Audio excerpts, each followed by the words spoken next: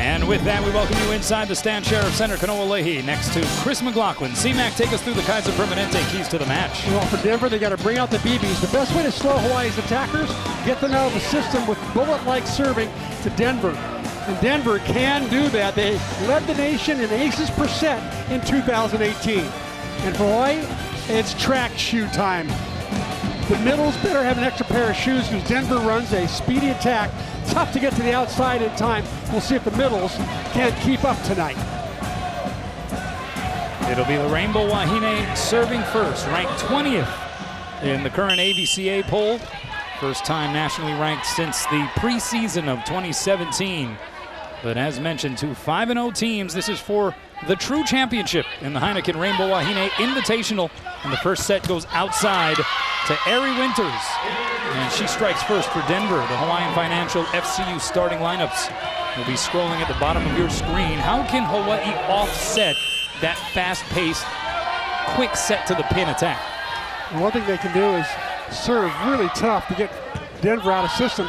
Pull the setter off the net like Denver just did just then to Hawaii.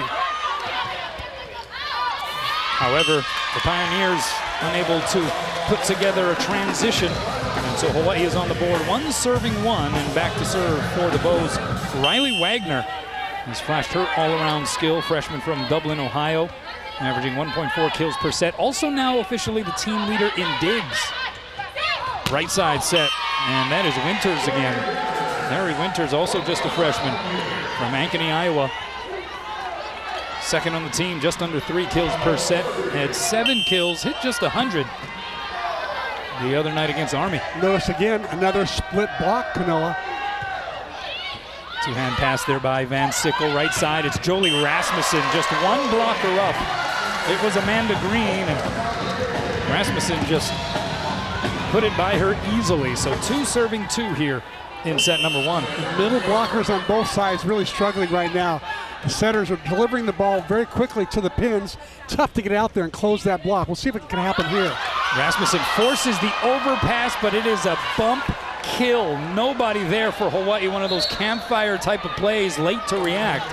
And Denver on top. That is a golden opportunity here early in the match. It really was. They could have run a transition play there and picked up the point from number 3 very easily.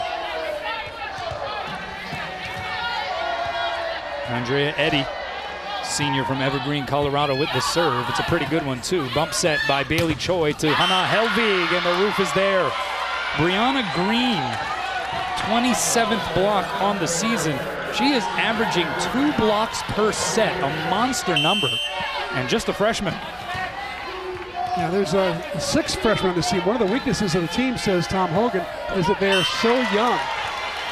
But he says they're improving daily. He loves the fact they're improving at such a fast rate. Substitutions now for Hawaii as Noreen Yosia enters in at the setter position. And Amber Igidi coming off of a strong performance against Sacramento State the other night in at middle hitter. So 3 serving 4. Here it comes from Yosia. Bump set goes outside. Kalea Faubert with the swing, dug up by Wagner. The dink by Igidi, and that was just a mistimed middle attack. So right side, it's Amanda Green, and she sends it long. Wanted the touch, no such touch. And we're tied at 4. Amanda Green, a senior transfer from Louisville, where she was second on the team in kills. She is a very experienced player and a Summit League player to watch, as is the distinction. And she played on the USA Collegiate National Team. So she's played at the highest level. She gets the set on the right side, goes high hands and down. And so it's 5 serving 4 here. Pioneers up 1. People may be sleeping a little bit on Denver, right? Not the name brand team that we saw certainly in the likes of what was across the net last week with nationally ranked San Diego. Also nationally ranked Washington. Outside, it's Helvig, the touch, and it's down. But Denver is a quality program. They very definitely are. But look at the difference in the 2 programs, Kano, as far as age goes.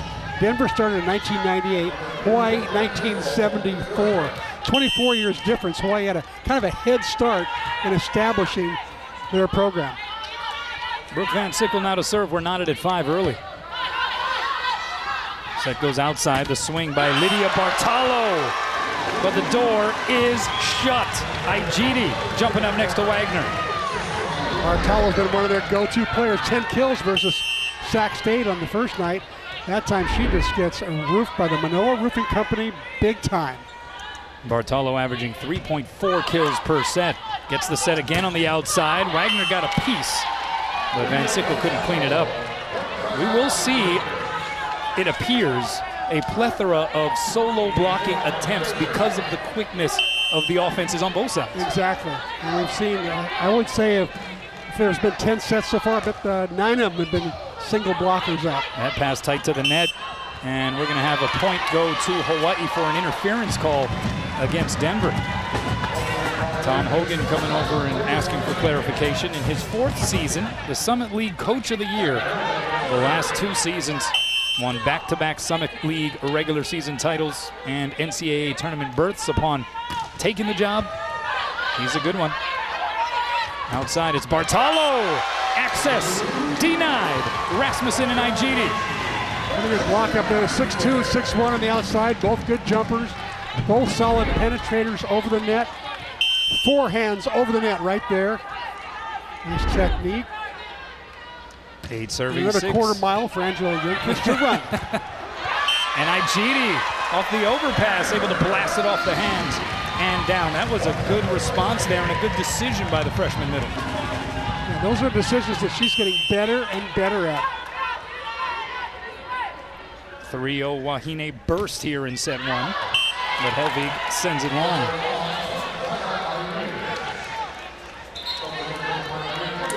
Denver coming off of a 27-win campaign. It was the highest single-season win total in program history.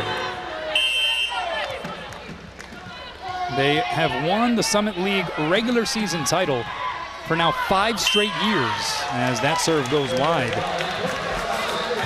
But if your league runs a postseason tournament, you're not guaranteed a berth if you win the regular season. And they went 15-0 and couldn't get an NC2A berth by winning the league. They had to play in the tournament, and then they had some bad luck. Their best player got hurt. Yep. That was tough. Got in as an at-large to the NCAA tournament, then went up against Utah, featuring the player who just served it for Hawaii, Bailey Choi, who gets the spatula underneath on the tip shot. Wagner is blocked. But they're going to say a good ways after the fact that that ball hit the floor, and Robin Amo wants to challenge that immediately.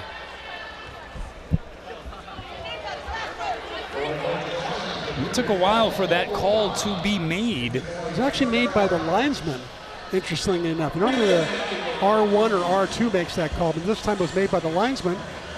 And Dan Hironaka honored it. We'll see what happens. Ernie Ho will put the headset on. As you mentioned, Dan Hironaka, the R1. Ho on the floor. Mark Nakashima and Dean Tamura, the 2 line judges. See if we can tell through our replay. From that angle, looked like Choi may have been able to slide that hand underneath. This may be a better angle. Looked pretty good from there. One more look there.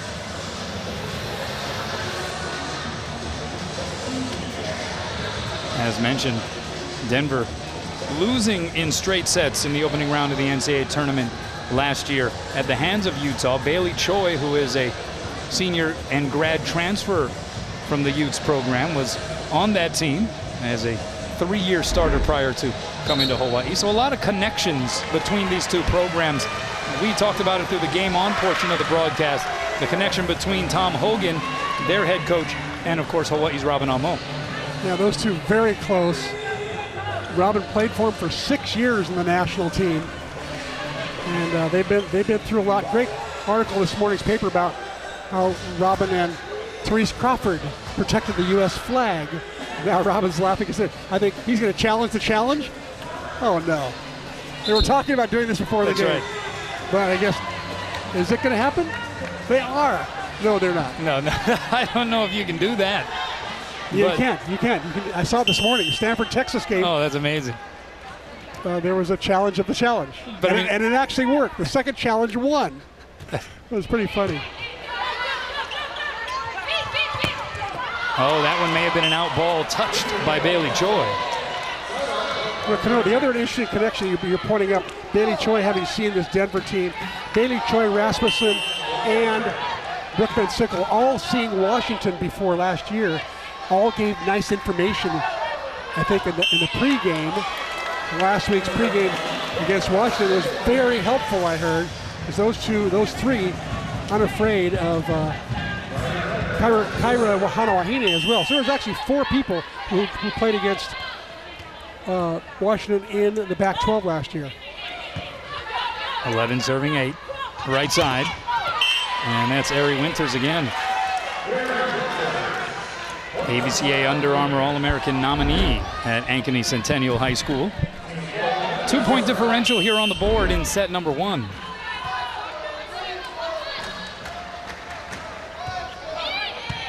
Good pass there by Helvig. Middle set, it's Sky Williams.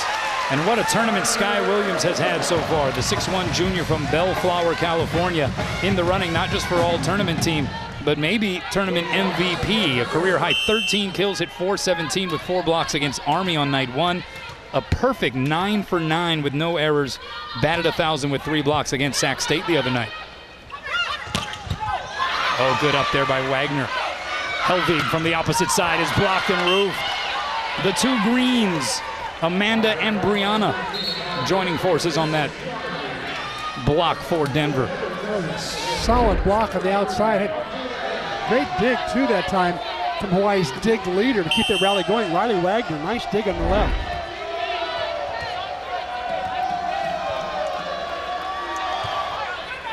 Eddie with the serve. High and away it goes to Helvig off the fingertips of the block. Back bump set goes to Amanda Green. Good touch on the block by Hawaii. So now it'll be Van Sickle going cross court and in. She just curled it into that deep corner. What a shot. High over the block. Heavy top spin. Bring that ball back down in the deep corner. It was the smartest shot she could have made. She had the most court to work with hitting that far and that deep. So 13 serving 10 here, set 1. Final game of the Heineken Rainbow Wahine Invitational. And you'll see it with the serve. That gets Denver out of system. The set is low, and so Fulbear has to just knuckle it over. Hawaii with the advantage. Can they make something out of it? Van Sickle! That was a heater. Where did that come from? She had the block all lined up to take her across court and stuff her. Instead, she pulls it right back down the line.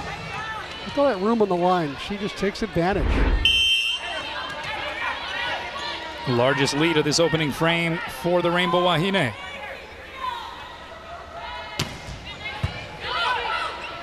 Outside, Fulbear sends it long. Was there a touch? No touch. And that's a point for Hawaii. They get to 15 first. So we'll have a timeout on the floor. Rainbow Wahine by a handful in set 1. Welcome back. Let's go inside the numbers presented by Heineken. How about 1? That's the number of sets lost by Denver this season, and it was an extra point set. 15 sets won by an average score of 25-19.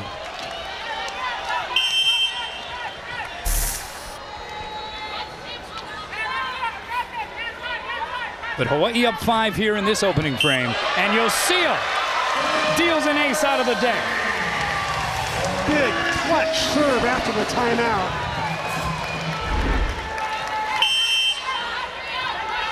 She just gets so much topspin on it. Ball drops heavily after it leaves the back row. That one a little too long. And so that ends a 4-0 Rainbow Wahine run. By the way, that lost set by Denver came in their season opener against San Francisco. Since then, they've been running the table. Trailing by 5 here, though. Serve coming by Amanda Green. You'll see a backstepping, sets up Van Sickle. The touch! How savvy was that? 3 blockers up. They read it perfectly, and then she just placed it where no Pioneers were. She knew exactly where the open spot was. That's called having a high volleyball IQ, knowing where the other players are and aren't. Timeout taken by Denver. We'll take a break as well. Rainbow Wahine enjoying a half-dozen-point lead at the moment. Welcome back. Let's take a look at the Jack Fact.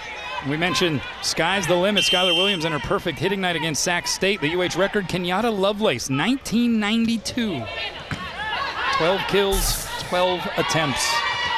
It is a rare feat. As we return to live action, Wagner taking a little something off. Dug up there by Andrea Eddy. So Faubert over the shoulder swing. Faubert, one of those freshmen, 6-footer from Parker, Colorado. So one of a slew of in-state recruits here for this Denver program. Look at kill percentage for the year, 320. That's a big number. Serve goes long, though, from Macy Carabine. And Hawaii up 18, serving 12. To this point, a very efficient opening set for the Rainbow Wahine, would you agree? It really is. You know, they're passing pretty well. They're serving extremely well. Look at that serve there. Pulls the center off the net. And a rare tool of Rasmussen. Rasmussen, we've seen her so many times go out there to the antenna and just absolutely manage anything that comes her way and shove it back down the opponent's side. That time, she got tooled. Take shot by Lydia Bartolo. Bartolo now with 4 kills, averaging 3.4 per set. So right around that range here. That bump set off the net. Rasmussen is dug up by Anderson. So back bump set goes to Bartolo. The dink gets through. Bartolo is the go-to right now on the outside pin for Denver. They are missing one of their best outside hitters. You mentioned the injury that occurred in the postseason last year to Katarina Marinkovic, 6'2" senior from Belgrade, Serbia. Jolie Rasmussen just unleashes on that set. You know what's good about Hawaii's offense right now is they're not having to rely on Rasmussen on every set.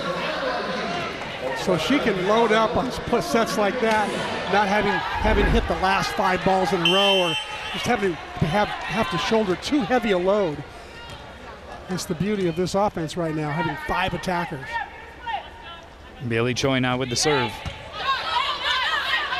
Outside, and that's a good-looking arm swing from Ari Winters. That's a really good point you make, though, because while this isn't a tournament that necessarily had, as mentioned, the name brand power of Washington and the likes a week ago, you saw an evolution for Hawaii this weekend where the offense seems to be much more diversified.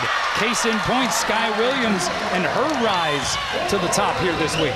Great example. You know, the setters are unafraid to go to the middle on any given 3 set, which is a perfect set to the net, and that has really taken a lot of pressure off the outside hitters. Another tough serve pulls the setter off the net. The touch shot by Green. Bump set goes to Rasmussen. 2 blockers up. She just swats it over. Chance here for the Pioneers. Right side. Winters dug up by Wagner, but into the seats. Winters is heavy-handed. My goodness. She's been their go-to gal all year, hitting almost 3 kills per set. She's hitting over 300. How about 833 right now? 5 kills on 6 swings, no errors. Choi, backside, Rasmussen, the dink. Pinballed around, and it is not returned. So Hawaii maintaining this general range of separation as they round that final pole, and that forces Tom Hogan to signal for another Denver timeout. We'll keep it here. How about the hitting numbers? Hawaii hitting 500 so far. Denver hitting 300. Those are 2 pretty good offensive outputs this early in the year to have the offense is sophisticated enough to hit those kind of numbers. Rasmussen with 4 kills, hitting 667. Ben Sickle hitting 1,000 with 3 kills.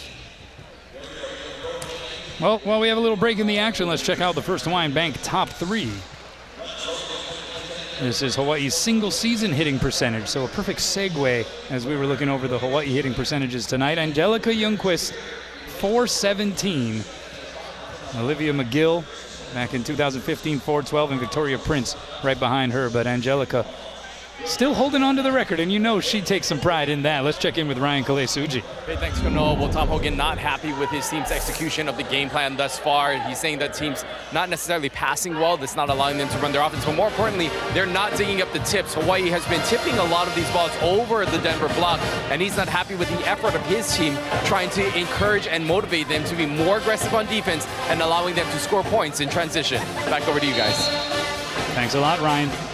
Your assessment of Tom Hogan's assessment of his team. I think it's very accurate. I think what's going to happen is if Robin's paying attention, which I'm sure she is, if that Denver defense starts sneaking up to get the tip, Hawaii's going to start penetrating the back row and hitting more shots over the block and deep into the court as opposed to tips short in the court.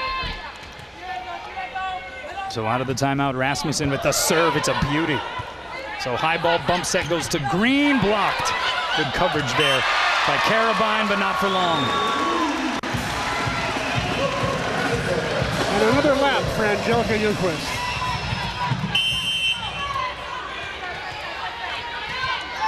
Makes it 3 on the night. Hawaii by 6. Oh, that was a back middle set to Brianna Green, but Sky Williams read it perfectly. Sky Williams is on some kind of roll, both offensively and defensively. Say she's locked in the zone, and having fun. 23 serving 16. Outside, it's Green, one-on-one blocker.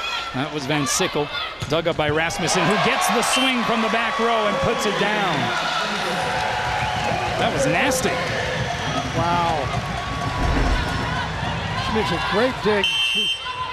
Cuts across Helvig, takes the ball away from her, and then gets a great set and just buries it from the pipe area. Aloha ball for Hawaii in the first. There's Rasmussen again on 2 knees with the dig. Van Sickle against a double block. Tools it. And Hawaii takes set 1 convincingly. 25-16, closing the deal in that first frame on a 5-0 run. Teams will swap sides. We'll play on after this.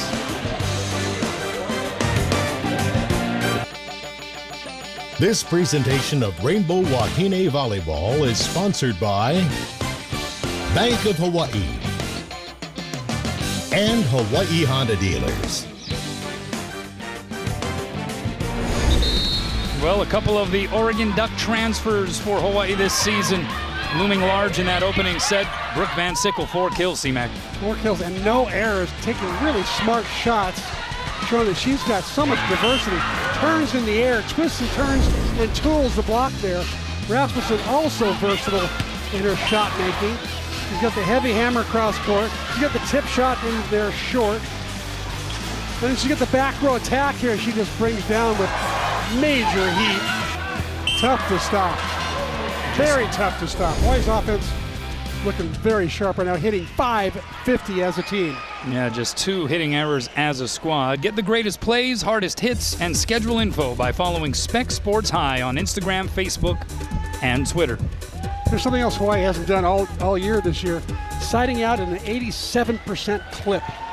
You know, if you side out around 65 to 70, you're going to win most games. When you side out at 87, you're really playing well. More interaction between Tom Hogan and Robin Amo. I think Robin left her replay challenge card on this end of the floor, so Tom reluctantly walked it over back to the other side, and they chuckled with one another. It's really kind of interesting to see that interplay with these 2 friends who go back a long ways in the game of volleyball. Yeah. Middle set, that's Williams. That's dug up by Amanda Green, tight to the net. A little ping pong match going on. Now it is Rasmussen, the roll shot. Gets down. And it's been a while, but Sky Williams did attempt a hit that didn't go down. Yeah, it has been a while. It seems like a long time. She had 11 straight kills on 11 attempts prior to that one there. But Hawaii gets the point anyway.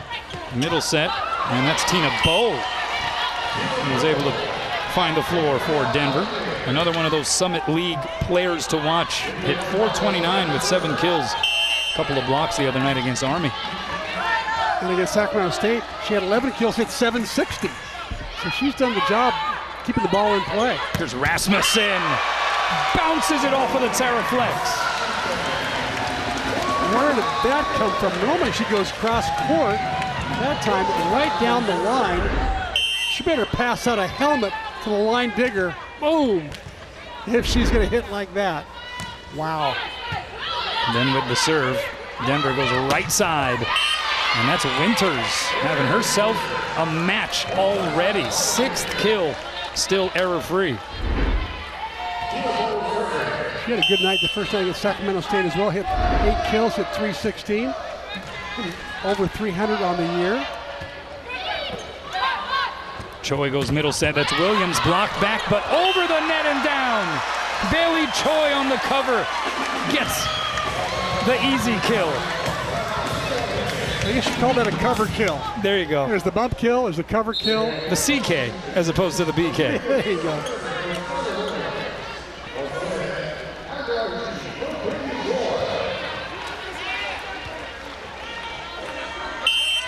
But Robin Amo has continually said, you know, those kinds of plays occur when you are hustling, when you are giving effort, as that serve goes into the net. Exactly. I love the way Robin and the setters have a great relationship coming off the court. She always gives them some sort of feedback that's going to make them a better setter the next time they go out. Bailey Choi sees she's on the camera, so she hides. Yes. Now she chooses to be camera shy. Here's Helvig. Hanna Helvig, 6'2" freshman from Stockholm, Sweden, averaging 2.7 kills per set and 247 on the year. Makes it look so natural. Remember, she won gold in Swedish snow volleyball. Don't forget that. That's right. Could be the Olympics in Paris in 2024. Faubert blocked back.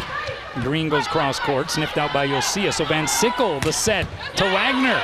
Good up there by Carabine. Denver on the attack. Faubert, roll shot. Helvig dove for it and may have cut off the angle for Brooke Van Sickle, who may have had the opportunity for the save. You're right. Helvig got a little bit anxious there.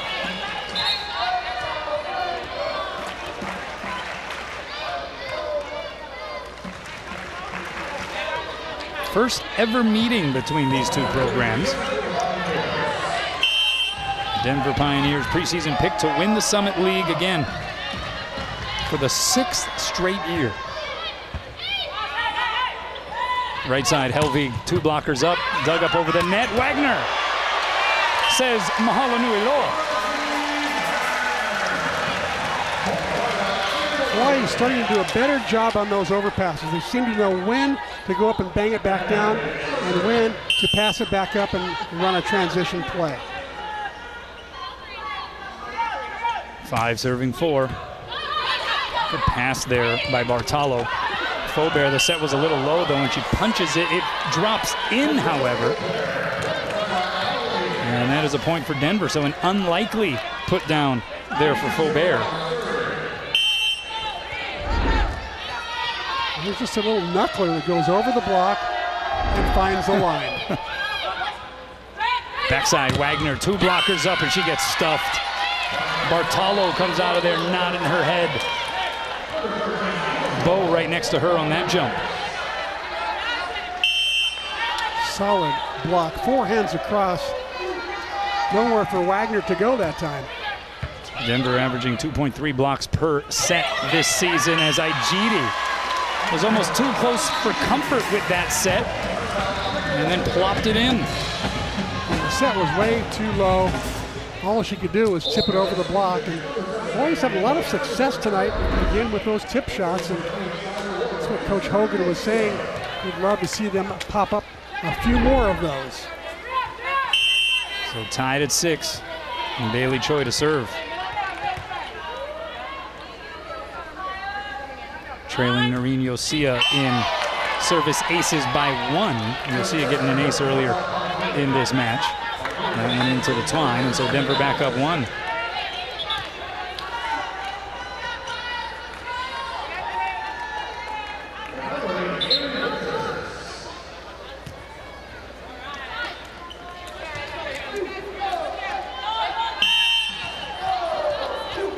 Ellie Anderson now, the junior setter with the serve. There's Williams. Right back to work. Near perfection. Nice pass from the back row from Brooke Van Sickle made that happen. And here is Rika Okino, the 5'5" junior out of Kalani High School. Floats it down the line, passed by Carabine. Middle set, Bow off the block and down. So the two teams going seesaw style here in the early stages of set 2. In the middle is getting most of the action because the passing on both sides of the net is getting better. We've been tied 7 times already in this second frame. Denver by 1 right now. High ball set to Van Sickle by the double block, dug up over the net by Bartolo. Middle, it's Williams. And it goes down. Is that another kill for Williams, Camilla? That is. Again? She now has 4 kills on 7 swings. So, I mean, she hasn't even, make that 4 kills on 6 swings. So, I mean, she hasn't even put it down twice. Yeah.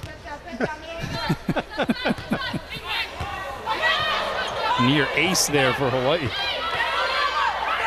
Right side, Helvig with a blasty blast. You know who made that play? Denver thought the ball was going to be set to Sky Williams again. The back set for Helvig was perfect. Helvig caught the middle blocker running out there really fast, opening up the cross-court shot. Good vision by Helvig as well. So Hawaii jumps in front by 1. Green dug up by Rasmussen. Perfect dig, and then Choi tried to slip it over. Good save there by Anderson. Now Hawaii plays it back. Bump set Wagner to Rasmussen from the back row. Right there is Bartolo.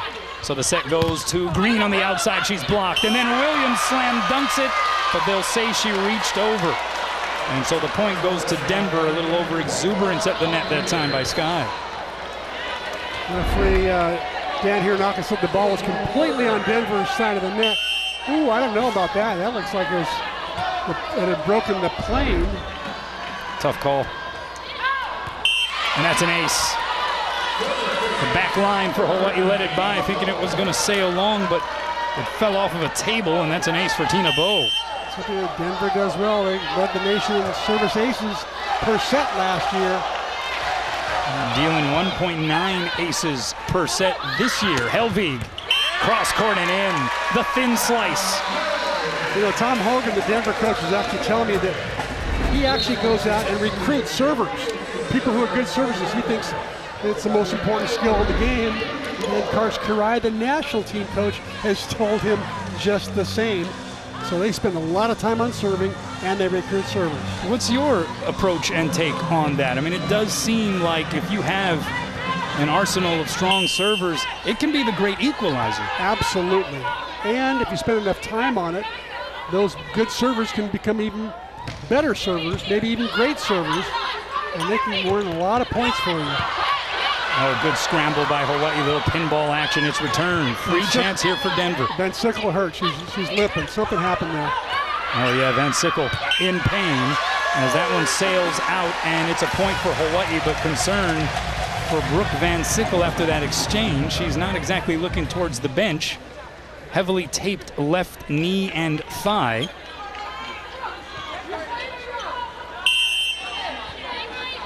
I think she's waving off Robin Amo, saying, "Robin, I got this." And she's still smiling, which is kind of typical Brooke, based on what we've learned over the first few weeks. That's served by Yosia into the net, and we're tied again.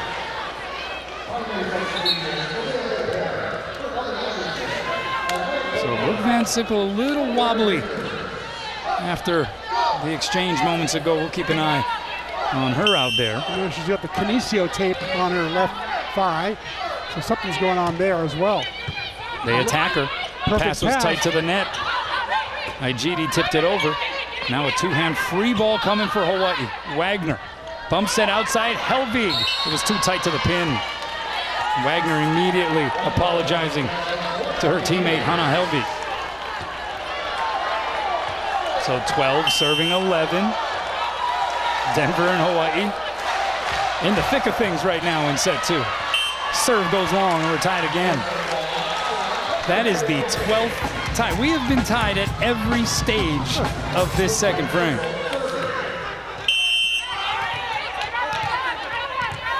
That's amazing. Trading blows, these two squads. And Sickle tickles the tape. High and away. It's Faubert dug up. Diving second touch by Igidi. How about that? And then returned. Outside, Faubert blocked, but it goes out. Off of Helvig. Nice shot by Faubert, but you're gonna love the save by Igidi. This is someone who admitted in the pregame show that this college game's a lot faster than her high school play. She's starting to adjust, don't you think? I mean, that was pretty remarkable. You don't often see your middle blocker lay out like that to keep a play alive. Pretty nifty there by the freshman from Baton Rouge. Amanda Green with the serve. Rasmussen backstepping with the pass. Middle set to Igidi. Green with the up. Outside. That's Bartolo. Cross court, and it goes off the touch. It did land wide. It was an out call, but there was a touch. And so Denver up by 2, and that's the largest lead for anybody here in this second set. Crowd turning it up. Here's Wagner. Blocked back, Helvig the cover. You'll see a back row. Rasmussen came swooping in, but hits it wide. And Denver gets to 15 first here in the second, trying to even things up at the SSC. Denver by 3. Get in the game with on-demand highlights of University of Hawaii sporting events. Spectrum subscribers have exclusive access to Spectrum Sports Enhanced channels 13 and 1013. Well, it's Denver by 3 here at the midpoint of set number 2. Out of the timeout, trying to even this match up after Hawaii took the first set 25-16. Here's Rasmussen from the back row. Is blocked back on the tip shot. And you'll see us sends it across. Denver wanted a double hit against Rasmussen. The hit by Faubert goes wide. And now a question from Tom Hogan for Ernie Ho. They wanted to say that Rasmussen, in essence, should have counted for twice hitting the ball consecutively. Yep. They may have a point. Yep, absolutely. That's correct. Bartolo. You'll see it with the up. Helvig will send a free ball over. Straddling the line, it's played by Green. Faubert tried to tip it past the block. Somehow returns it. Hawaii plays it back. Outside, Rasmussen. And Hawaii back within 1.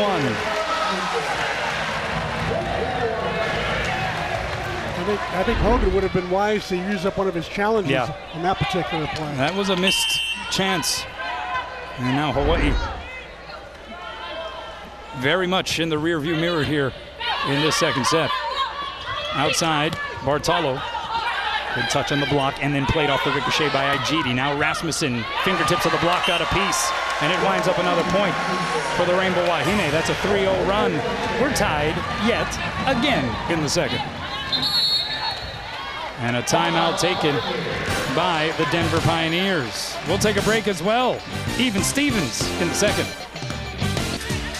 Spectrum OC16 Sports Girls Prep Volleyball action starts up this week. Starting with an ILH doubleheader on Tuesday at 5 p.m. Tune in live on Spectrum OC16. Well, a missed opportunity, as we alluded to, on what could have been a challenge win for Tom Hogan on a play that would have resulted in a double hit by Jolie Rasmussen, as you see Bartolo blasted through the block. And had he challenged it, by virtue of our replay, it would have been a Denver point, and that would have made it 16-12 Pioneers here in the second. That would have been a great challenge by Tom. But things are happening so fast, though. It's almost like Hawaii was back serving before he could really grab the challenge card. Maybe by design. The block by Igidi. And the roof. Block number 4 for the Rainbow Wahine in this one.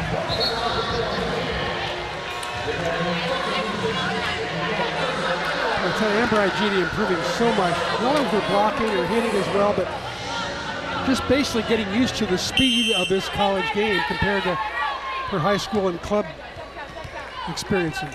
Three-time All-State selection in the state of Louisiana. Four-time district MVP out of St. Michael the Archangel.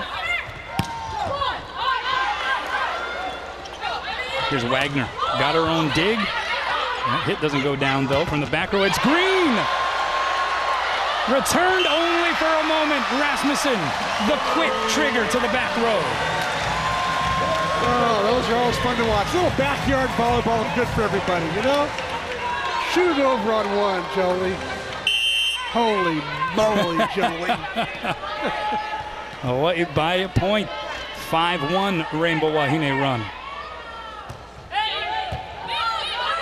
Pass tight to the net. Outside as Bartolo has to left-hand it over the net. So Van Sickle sets up Rasmussen. Oh, she was looking to bounce that thing. Missed it wide. That was ferocious. No, didn't miss by much, but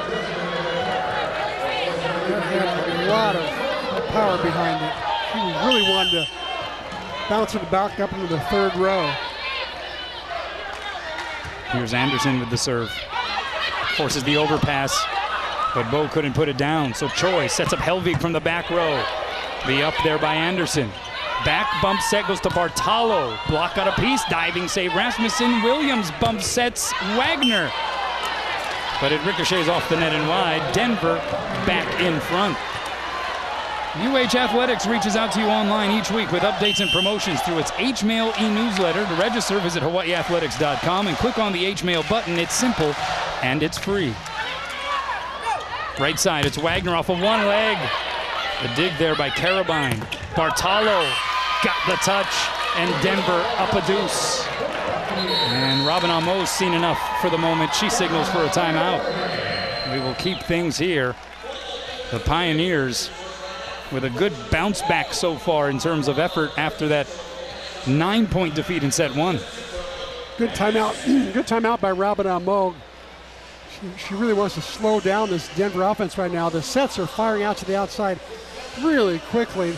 But how about 14 ties in this game? That's unbelievable. That's how close this match has been, in case you just joined us. So Robin Amo is wanting her troops to sort of gather in and get that block going again, because Denver's having their way up front. Take your internet with you. Spectrum Internet customers get free unlimited access to over 4,000 Wi-Fi hotspots across the islands, and that includes the Stan Sheriff Center. Let's send it over to Ryan Kalei-Suji. Well, blocking really the conversation here on the Hawaii sideline, as you folks were mentioning, Hawaii trying to find a way to stop this offense and really encouraging their middle blockers to do a better job with their hand position. Angelica Luke was taking a lot of time to talk to her middle blockers, including Westerberg, who's on the bench. We could see maybe a switch coming up soon. She just wants to make sure that all the middle blockers are ready to go in if called upon. Back over to you guys. And that has become a theme here this year for this much deeper Hawaii team. Everybody has to be ready to be called upon. You may not know when it's going to be.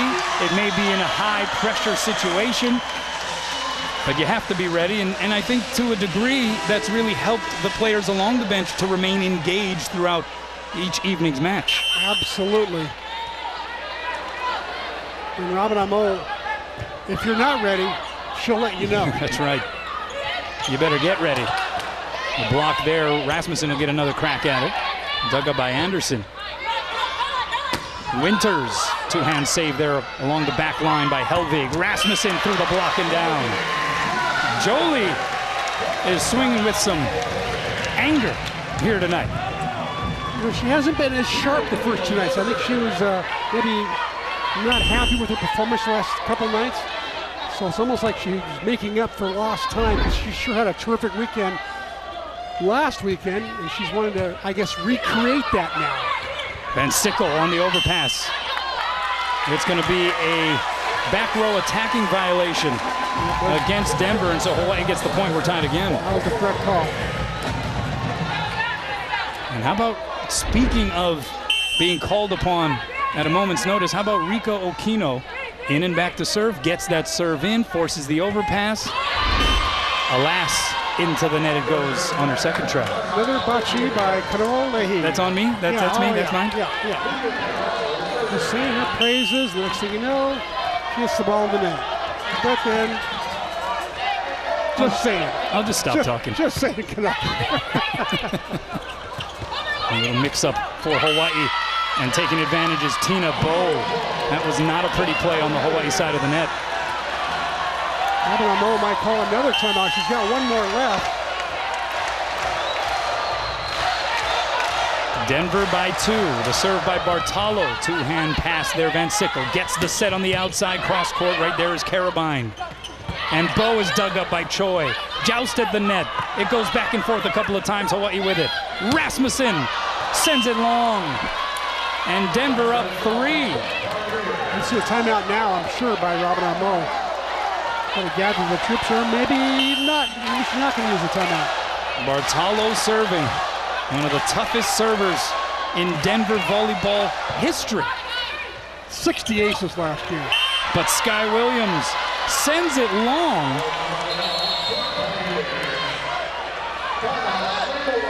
And that is a point for Denver. From our vantage point, that looked like it may have been an in ball. Ooh. Very close. But it is a Denver point, 23-19. And Robin Amo signaling for that final timeout. One of the things she was not expecting was that two of her better, more high percentage players low 2 balls out. Very unusual for those 2 players to misfire like that. Largest lead of this second set for Denver. Yeah, Sky Williams with a couple of hitting errors, and we say that because it's become such an anomaly the way she's been hitting the ball here this weekend. Look at the eyes of those players locking in on Angelica Nucleus as she's talking. This is a person who's a 4-time All-American, 1-time MVP in the country, and they every single player there nodding as she's talking. You gotta love the respect that's going on there for what Angelica's sharing. Just as much as players grow and develop over their collegiate careers, coaches do the same, right? I mean, this is now year 3 with this coaching staff in place.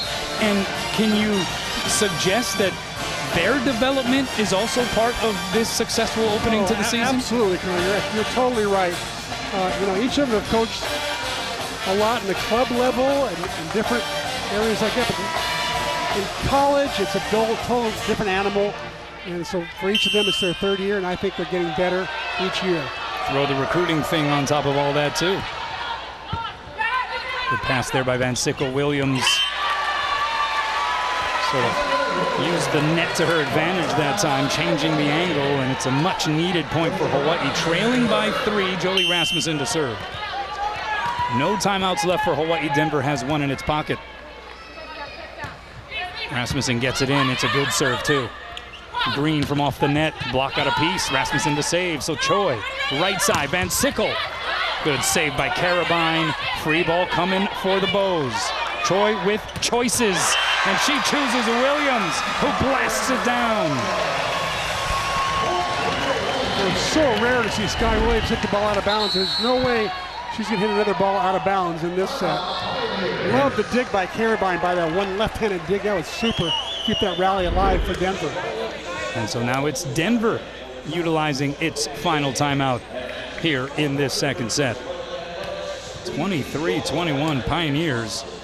Again, showing some grit, bouncing back from a set 1 loss that really got away from them in the end there, with Hawaii running away 25-16. Yeah, that was pretty unusual, because those 2 teams were close for the first half of that first set, and all of a sudden Hawaii ran away and hid.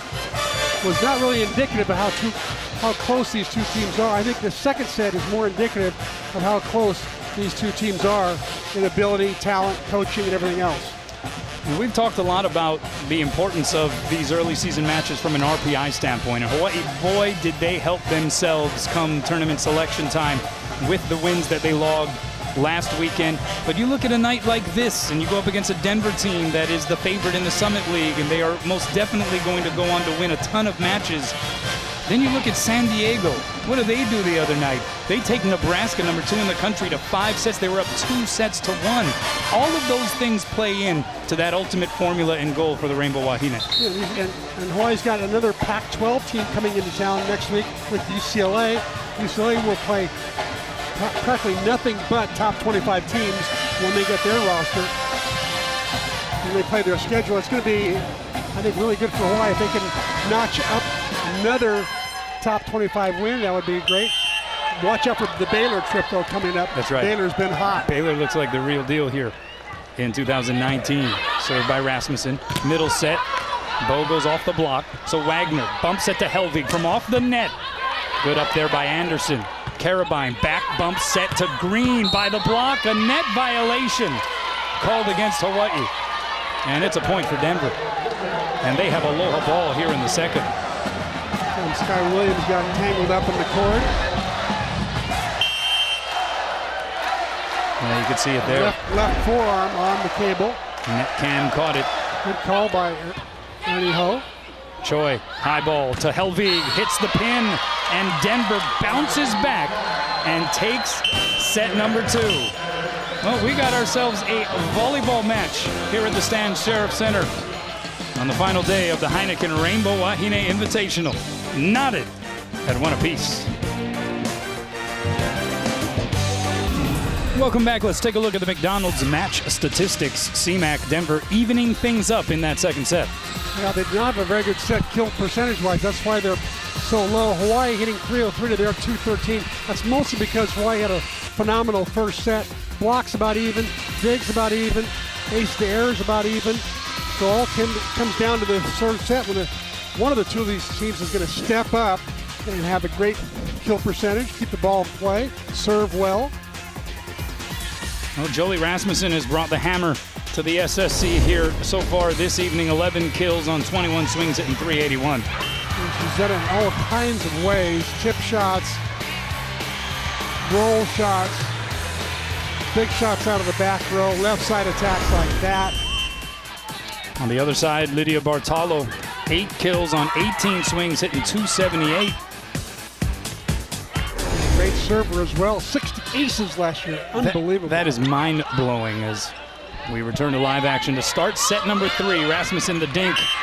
And some of those tip shots still falling for Hawaii, but I do think we saw some progress being made defensively by Denver in that second frame. Yes, very definitely. They started picking up more of those tip shots, but that one there, they should have definitely gotten to that one because that ball was set almost outside the antenna. The only thing she could do was tip or go high hands. That's now 12 kills for Jolie. And Bailey Choi to serve. Good pass there by Green. Right side. Bartolo is stuffed. Wagner says, solo style. The former Ohio Player of the Year goes up and reaches over with a big-time block there, penetrating both hands across the net. Great block. Known better for her digging. Bartolo took something off. So here's Rasmussen, set a little tight to the net. She goes down the line and wide. Wanted the touch. No touch call. Robin Amo asking her benchmates if they thought there was a touch, because she thought there may have been a touch, but they wave her off, so no challenge. I think early in the set, tough to call a challenge. Better to save it for a crucial point in the middle of the set. That's a good-looking swing there by Wagner. The only player, as you allude to her prep career, the only player in Dublin Kaufman High School history with 1,000 kills, 1,000 receptions, and 1,000 digs. Wow, that's some kind of performance, isn't it? I mean, that's pretty well-rounded. 3 serving 1, here's Okino. Middle set too low for Bo. That was just a mistimed attempt. They're out of the palm of Cederelli Anderson, and Hawaii up 4-1. What do you imagine the talk was primarily about in the Hawaii locker room during the break? I think it was mostly about hitting errors, is my guess. Keep the ball in play more, force Denver to play and score points, and don't give them cheap points. Hawaii had 8 hitting errors in that set compared to 2 in the first set. I'm sure that was part of the discussion. 2 serving 4, Bo sends it over, passed by Helvig. A back middle set to Williams from Choi. Boy, those two are like, you know, connected to each other somehow. That each one knows what the other one's going to do.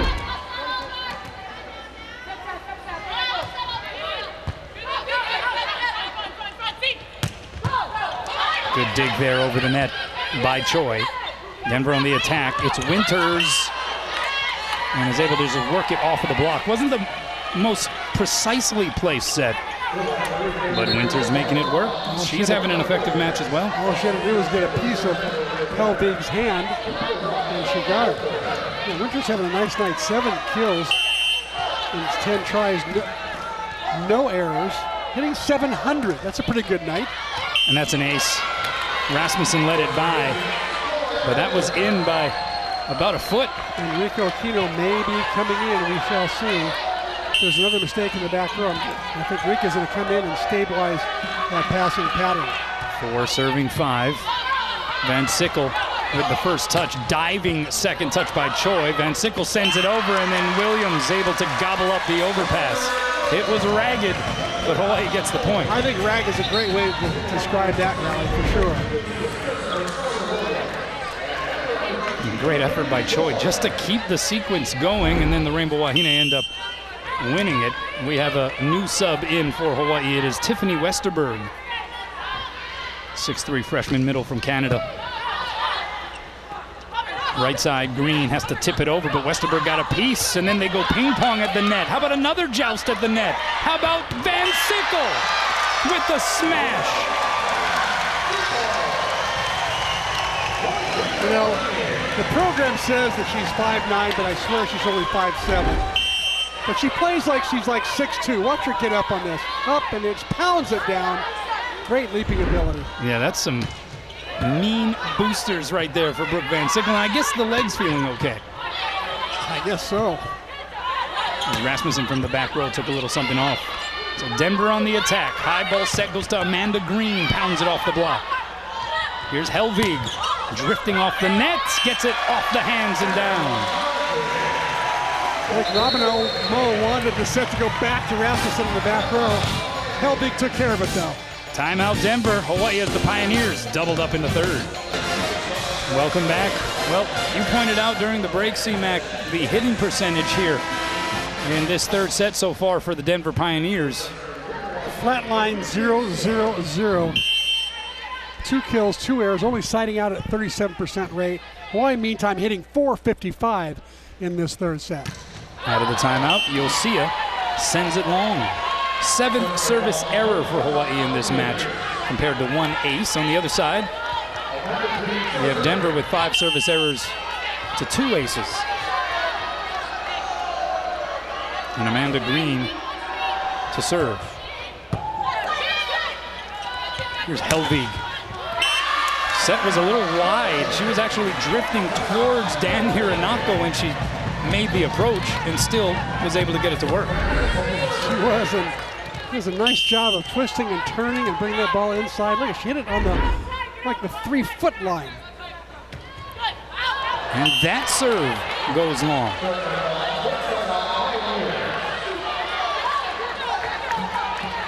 Back-to-back errors can deflate momentum. And you know it drives Robin Amo a little crazy. Here's the slide to Westerberg. Maybe among the group of middles, the best when it comes to that step out. I would agree with that, yes, absolutely. And it was a great pass from Van Sickle to start. You can't run that play unless you have a great pass, and then you'll see it as a terrific job of locating where Westerberg likes it. And that's 3 straight service errors, C-Mac. Well, you know, this team knows they have to serve Denver tough because Denver's got that fast offense if they pass the ball up to the net. But to not even have to force them to make a play, not good. You'll see it from her knees. Slide goes to Westerberg. Tried to hit it far sideline. Hits it wide. Point Pioneers, and Robin Amo signals for a timeout. not pleased as Hawaii, despite hitting at a high clip in this third set, shooting itself in the foot on some fronts.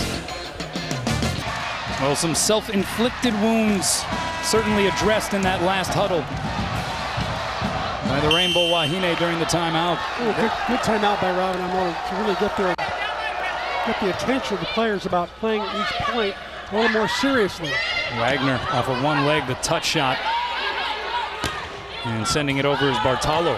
Van Sickle the dig in the middle, Westerberg. And that was a pure swing there by the freshman. Much sharper transition play that time for sure. Hawaii with 3 straight service errors. Now Bailey Choi back to serve. They're up here in this third set, but despite hitting the ball pretty sharply, they have done some things that have allowed Denver to hang around in this first section of set number 3. Williams with the smothering on the bow swing, and then again on the winner's try. 2 blocks in the same rally by Sky Williams. Quickly she moves to the outside, very simple moves, keeps her hands high, just has a nice little shuffle step, nothing fancy. 8 kills, 3 blocks now for Sky Williams. Outside set, it's Winters, the touch. Right there is Choi, so Van Sickle sets up Rasmussen off the block. Good cover there by Williams. Back row, Helvig. And that's going to be a Hawaii point. That was a big time swing, Kanoa, let me tell you. Helvig had to reach high and snap hard on that one to bring it in.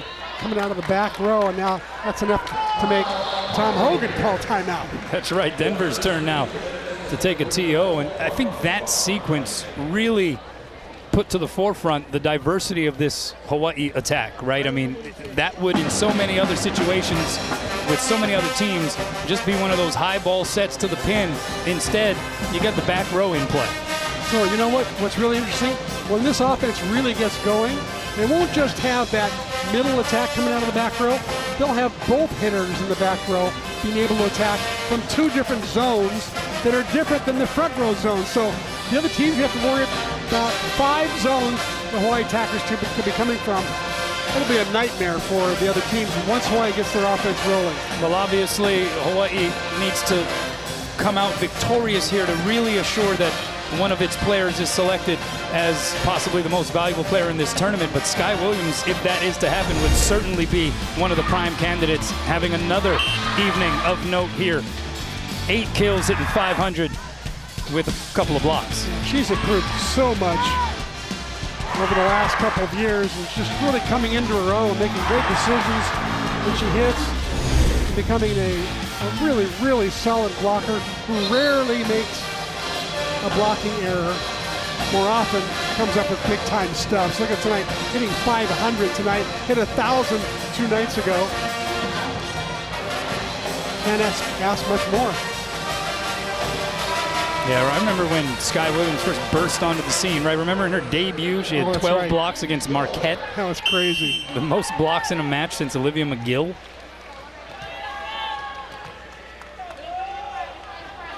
And you get the sense that she's still just scratching the surface as to what she'll ultimately be capable of. The block is there by Wagner. And a free ball coming for Hawaii. Can they cash this in? Choi, middle to Williams. There it is. Williams got there too early. Thought she wasn't going to get the set, and then had to hit that ball from a standing jump, and still got the kill. Kill number 9 for Sky.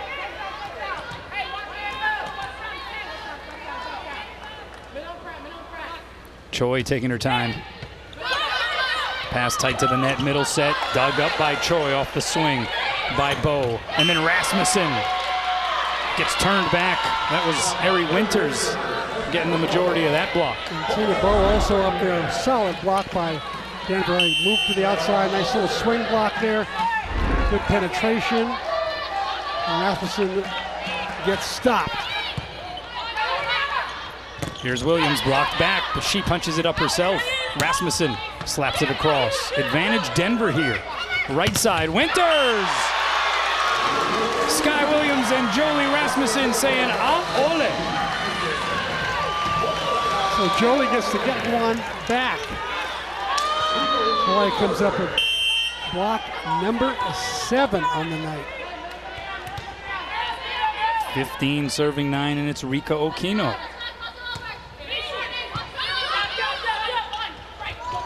And the whiff in the middle set, the connection not there. Anderson looking to Tina Bowe.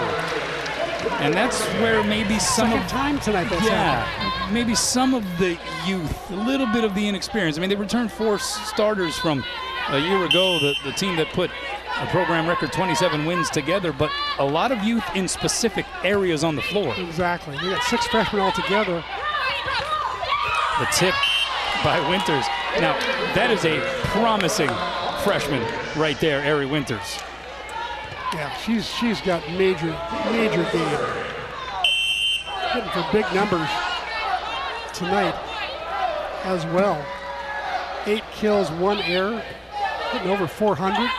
Rasmussen, just one blocker up, and she was able to take advantage. How about the pass by Brooke Van Sickle? She was almost frontward lying down on the ground when she two-handed that thing. Interesting, you should notice that because most people don't notice that first contact. But you do notice that and can appreciate why this offense will only be as good as their first contact people. Winters blocked back by Helvig and roofed.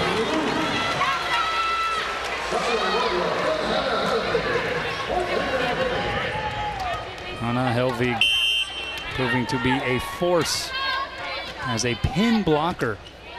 Closer to about 6'3", even though she's listed at 6'2", grew about an inch, they said in the offseason by the time she got to Manoa.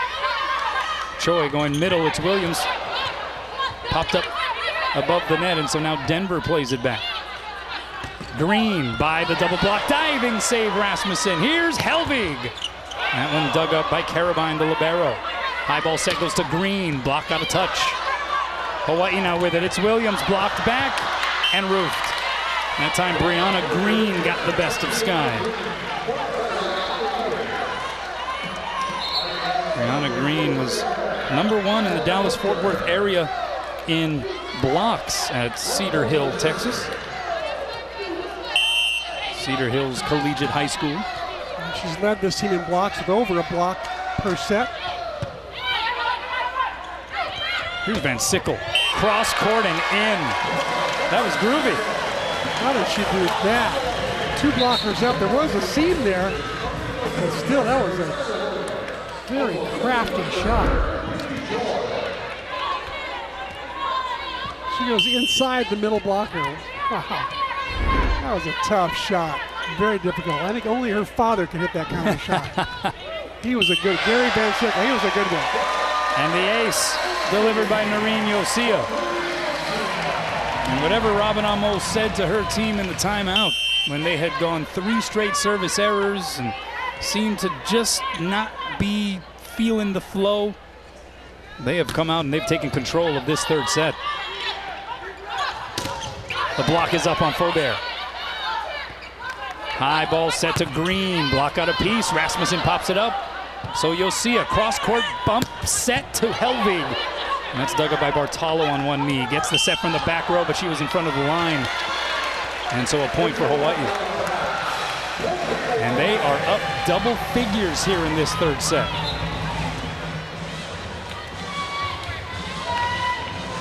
Three straight points being scored here by the Wahine. Tom Hogan, a little frustrated over there. 2-time Summit Coach of the Year, his first 2 years in the job. Well deserved, and he got the whole Olympic background. Now he's trying to get these girls to play at the Olympic level. Good pass there by Bartalo, considering the serve. Faubert dug up by Yosia. Here's Van Sickle. May have been an out ball played there by Bartalo. Faubert, Van Sickle got a piece. Punched up, but they're going to call a double hit against Westerberg. That was Dan Hironaka up top with the call, and the Hawaii bench did not like that one bit. They were all up to their feet.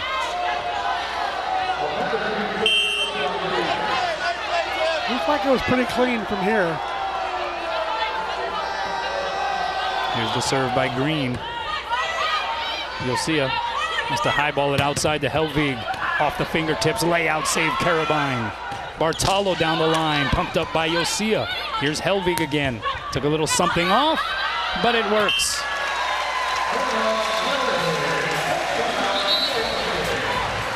And we're going to have a substitution here for Hawaii as Kyra Hanawahine checks in for her former Oregon teammate, Brooke Van Sickle, and she retreats back behind the line to serve. Kyra, one of those players, just be ready when your number is called.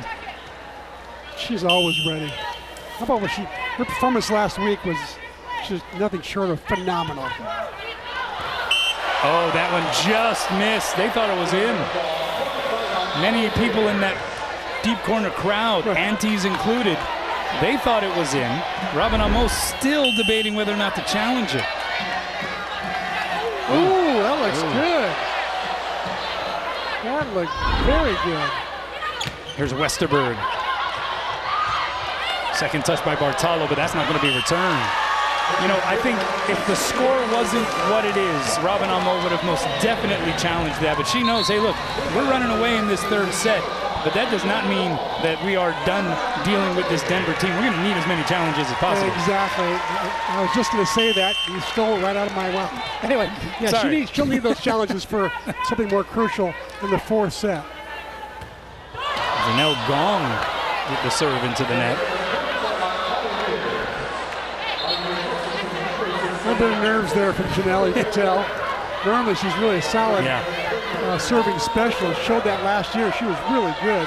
There's a little bit of nerves going on, I think. Her first entrance of the year, right? That is right. Westerberg on the slide. When she gets a good run-up, she's really good. Her only error tonight has been when she had that, like a one-step takeoff and was not effective at all. When she gets a good run on that slide, she's really good.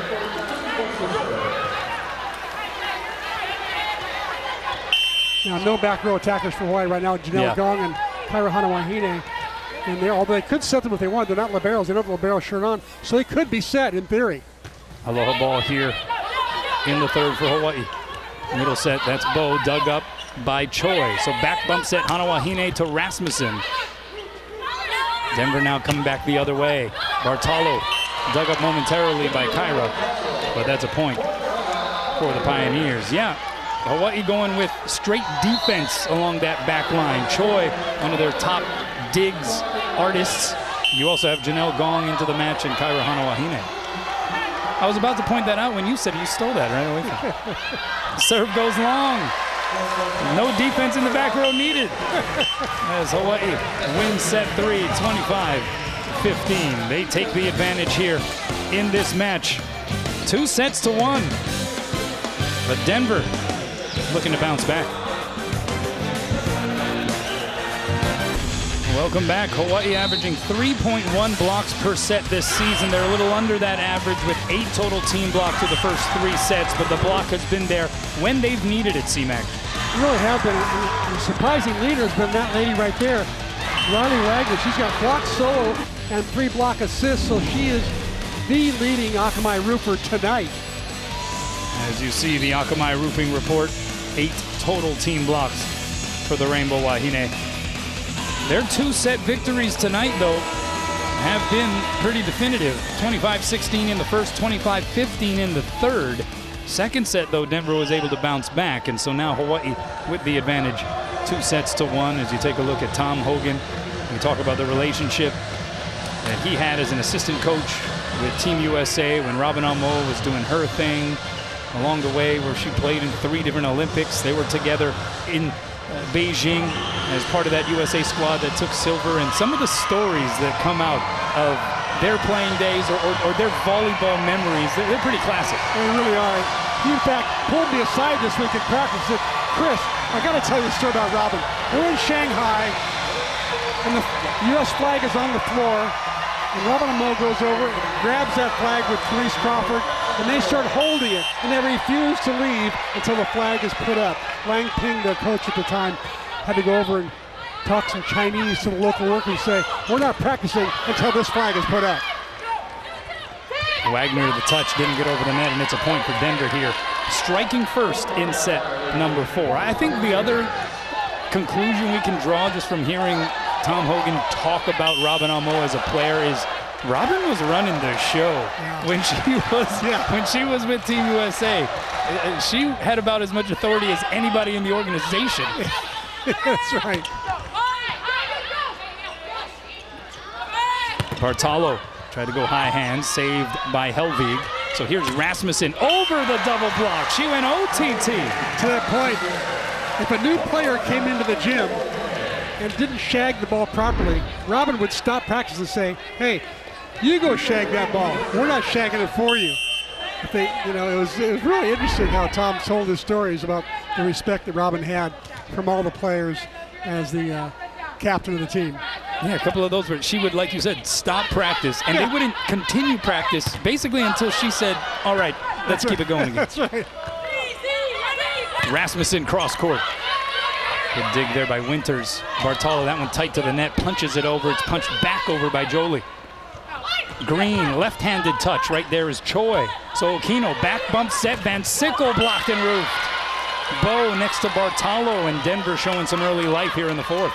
First time Van Sickle has been stopped all night. She's got 7 kills in 13 swings, hitting it about 550 right now. That's a great block there. Put up by Bartolo especially. Van Sickle, as if she was jumping off of a trampoline. That's a great way to put it. It was just like a trampoline jump. When she passes it as well, asks for an inside set. Outside blocker could not get there in time to reach it. Winters off the block and into the pin.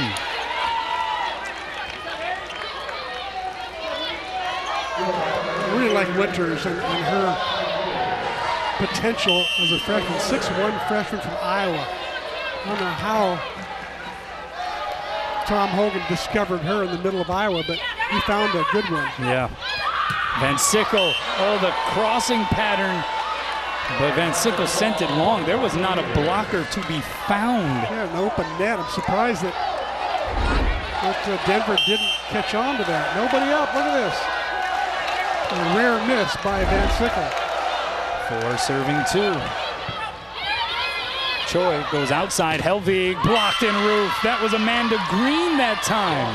And the Pioneers announcing their presence here in the fourth set, proclaiming that they are not going home quietly here this evening at the Stan Sheriff Center. That was one solid block. Forehands across. Good penetration. Amanda Green's been there, done that in this game. Played on USA's collegiate national team, won gold in the European Global Challenge in 2017. So a very accomplished player coming over as a transfer from Louisville. Was second on the team in kills for the Cardinals and currently pursuing her master's in marketing communication at Denver.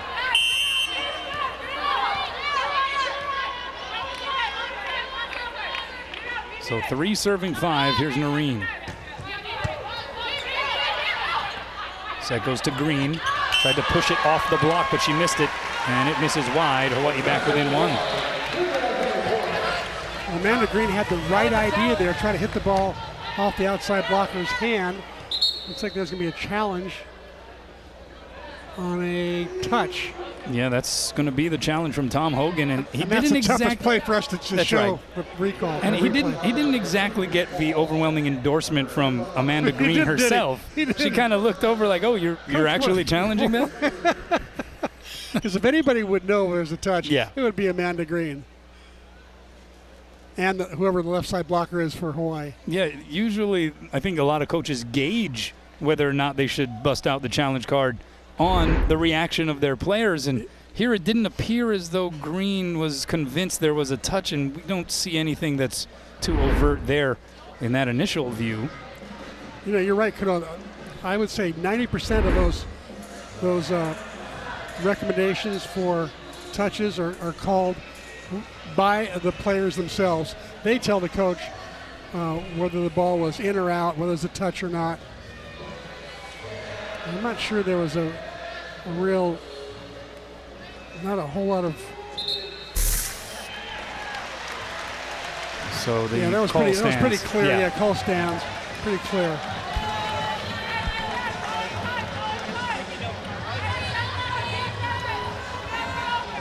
So 4 serving 5.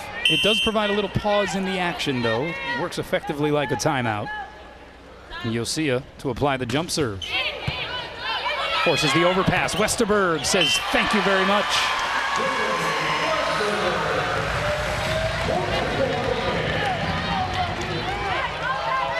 Tiffany Westerberg has come on strong. Pretty much every time she's called on to be play that reserve position.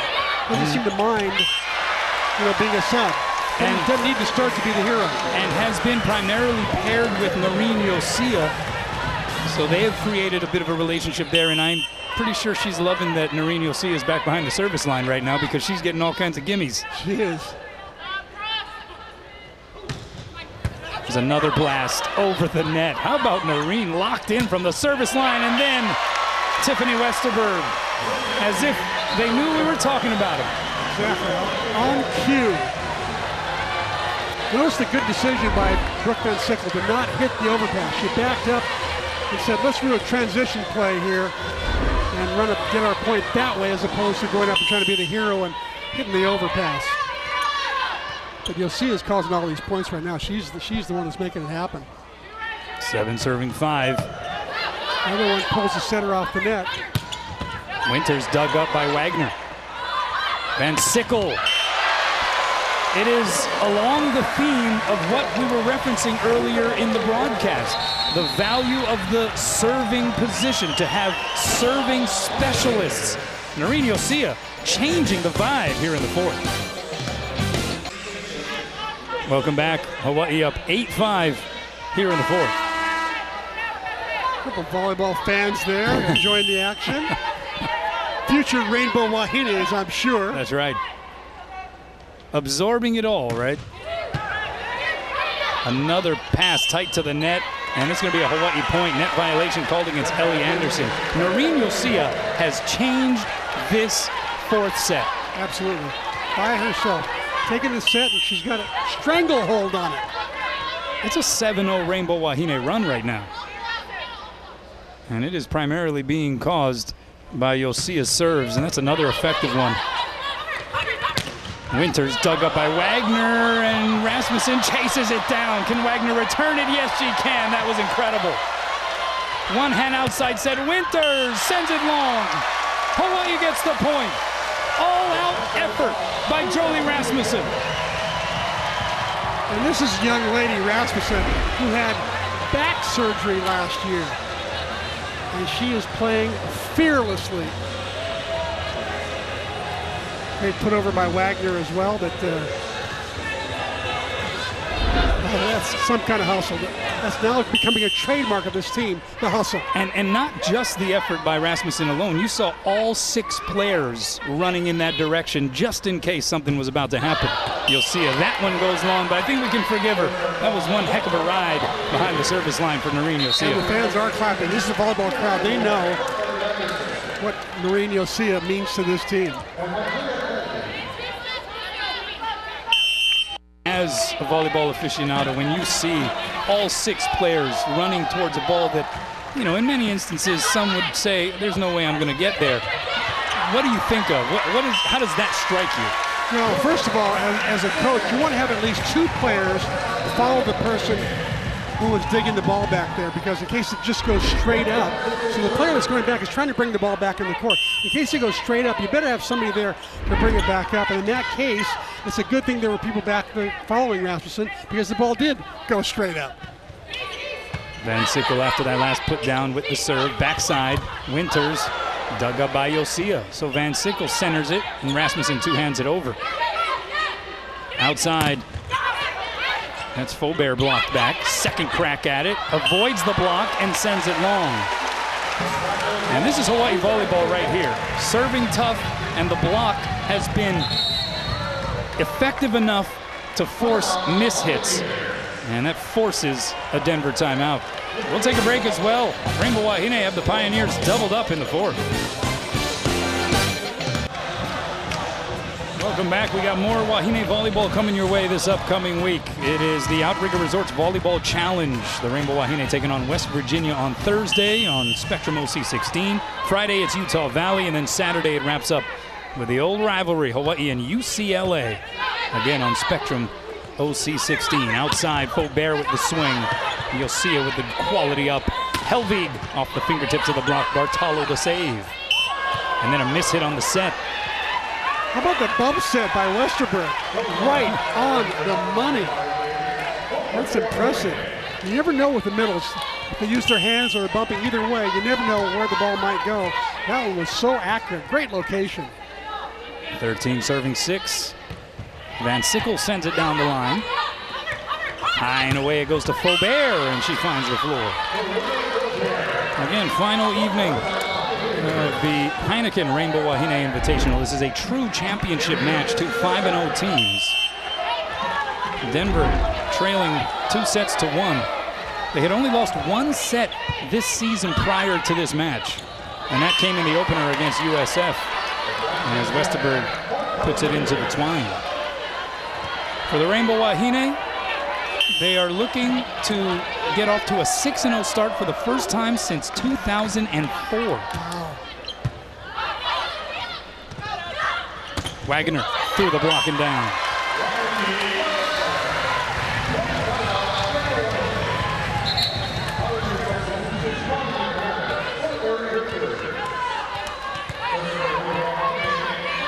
See the kill numbers for Wagner. Somewhat quiet offensively, but 6 digs, 4 blocks on her stat line as well. Westerberg with the swing.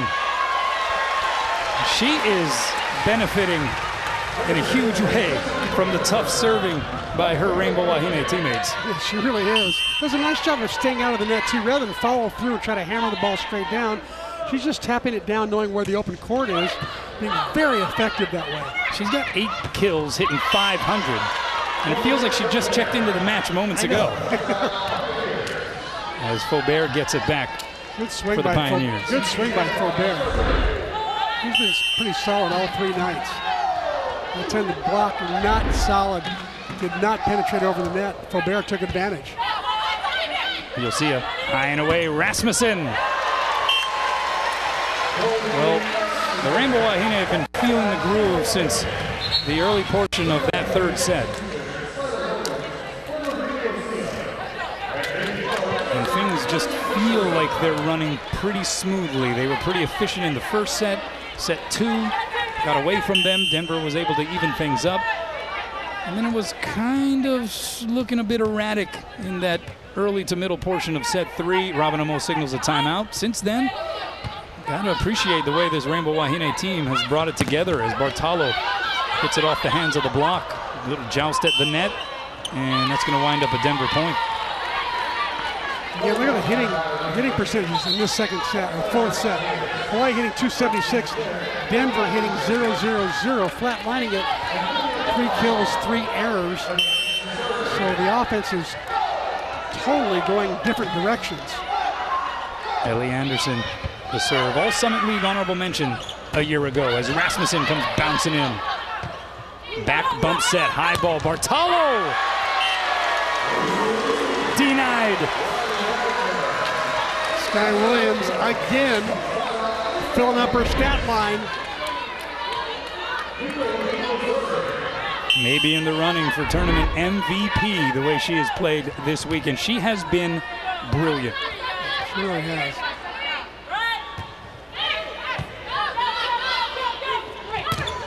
And there she is again. Her confidence, dare we say, is sky high. Williams has been so effective in all areas as a middle blocker and hitter. And Denver out of timeouts have used both of them. No way to stop the Rainbow Wahine right now except to use the challenge card. Martino into the net. Stat line on Sky Williams right now, 9 kills, hitting 353, 5 blocks. Jolie Rasmussen leads the way offensively. 15 kills, hitting 294 with 11 digs. So another double-double performance logged here by Rasmussen in this match. Oh, Williams, the rare misconnection between Choi and Williams. I don't know if we've seen that all year. The set was a little bit low. I think Daly would be the first to admit that. How about the stat line for Van Sickle? 10 kills, hitting .471, and she's passed the ball 30 times. Oh, they right the ship. Choi to Williams again. And that's kill number 10 for Sky.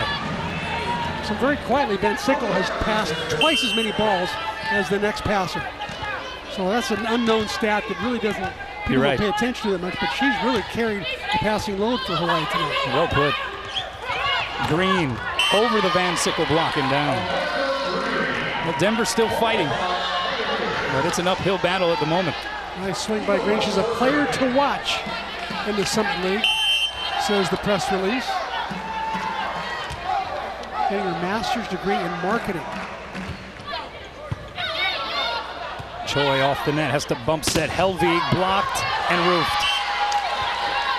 Denver not ready to pack it up just yet, although when this match is done, they got to get out of here in a hurry, right? Yeah, they'll be leaving in a hurry. I believe they have an 8 o'clock flight, 8:15 flight to Denver that they don't want to miss.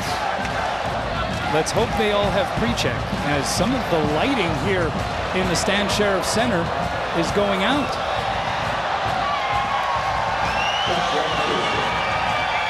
Wow.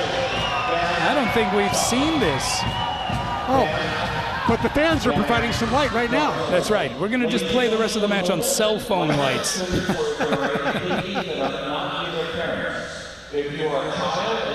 All right, so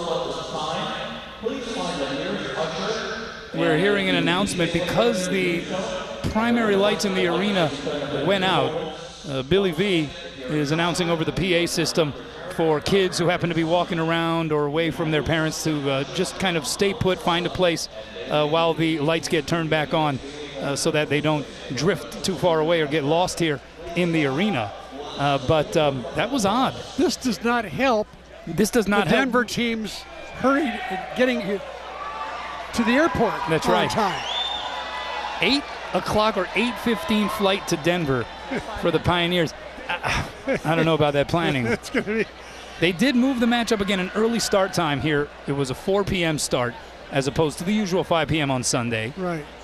But you're right, this is going to put a pretty long pause in the action, and now you see the Rainbow Wahine players just sort of bobbing around, dancing around, trying to stay loose. That's going to be another challenge here because Hawaii wants to try to finish this thing, and we're having a conversation now between the two head coaches, and I wonder if there's any discussion that should take place about the exit strategy for Denver if this thing takes a while to turn back on.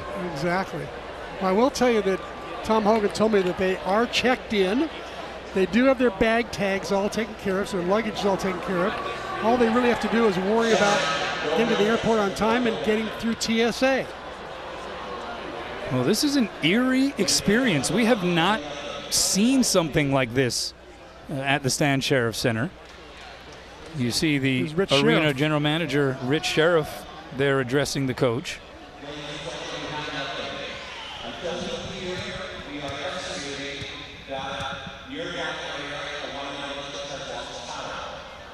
All right, so we are understanding that there is a power outage.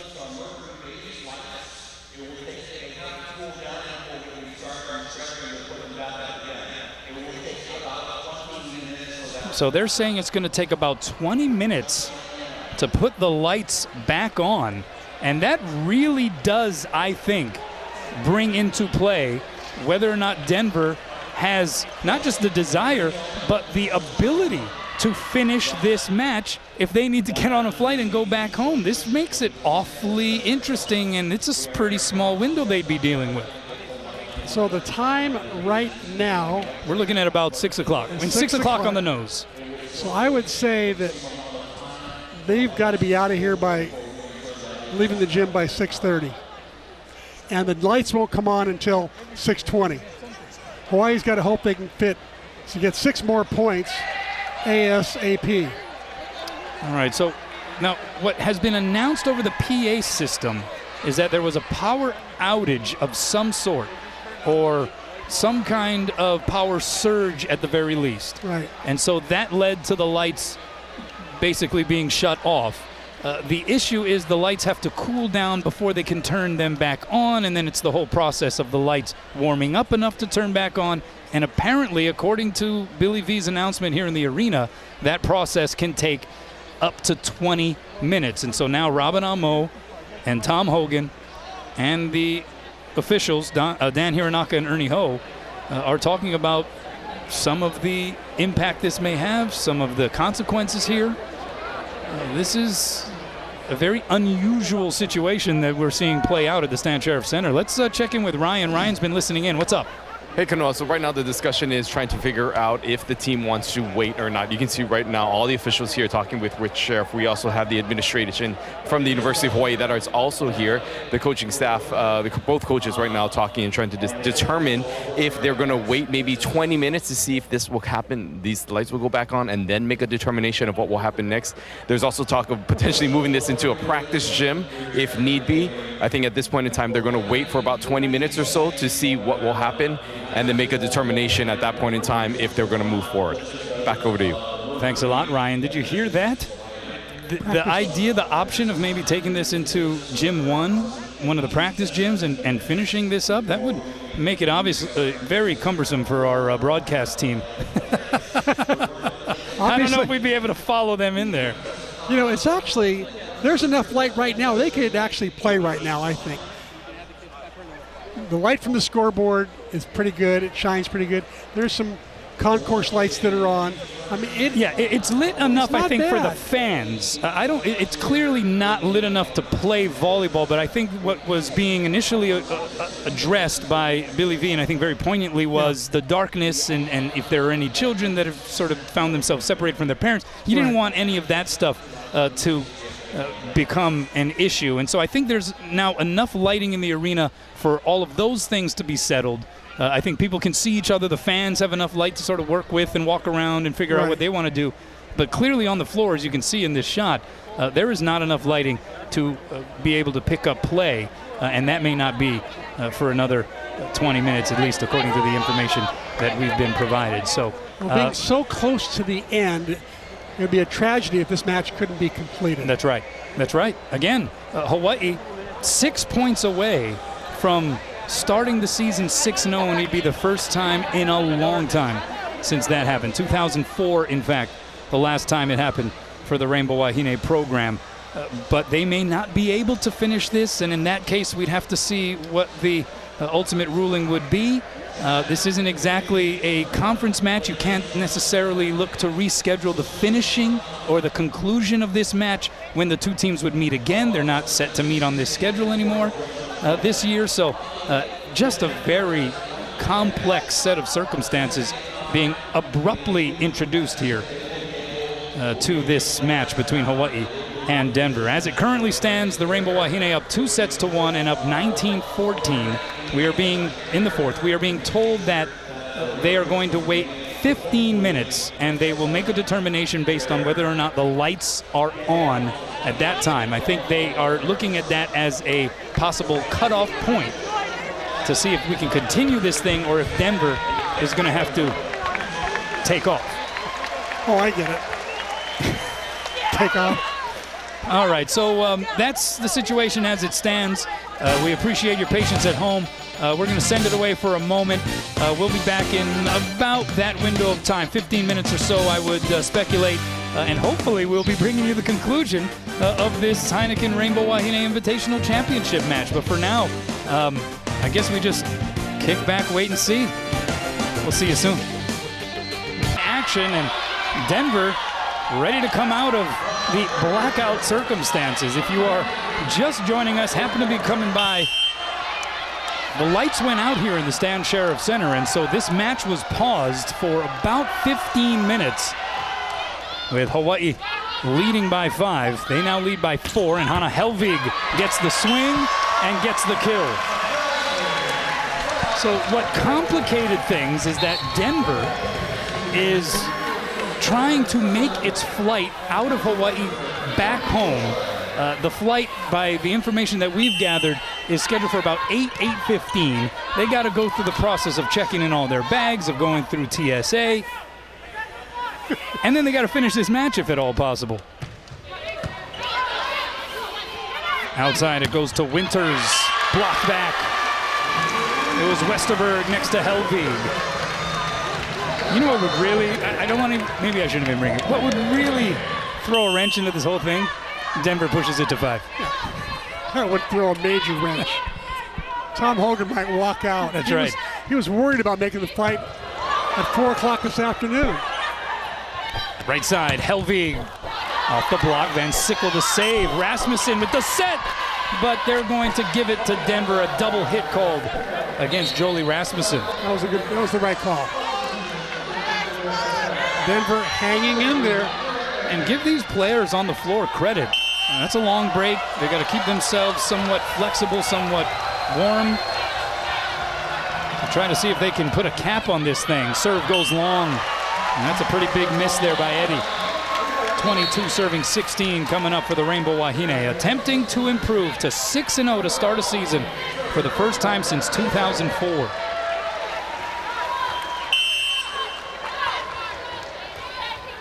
Here comes the little magician, the little serving magician. Kyra Hanawahine just gets it over the tape. Faubert dug up. And another mishit, this time called against Wagner.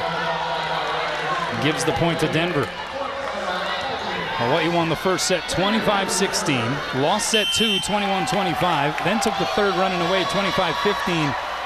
And closing in here in the fourth. Outside, Wagner. Great up there by Winters playing some back row.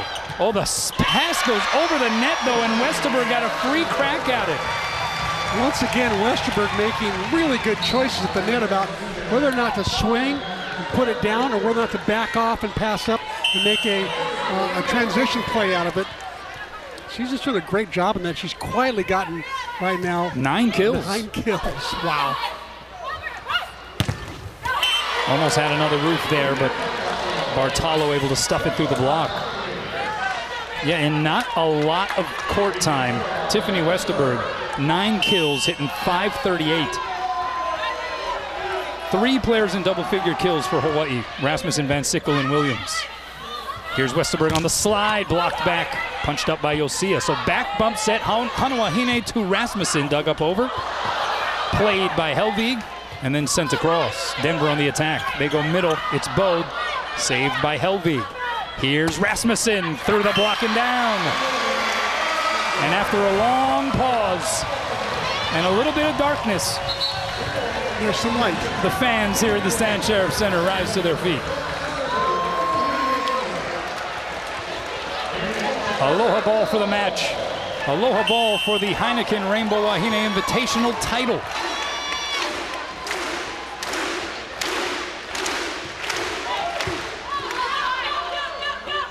Outside, Bartolo blocked.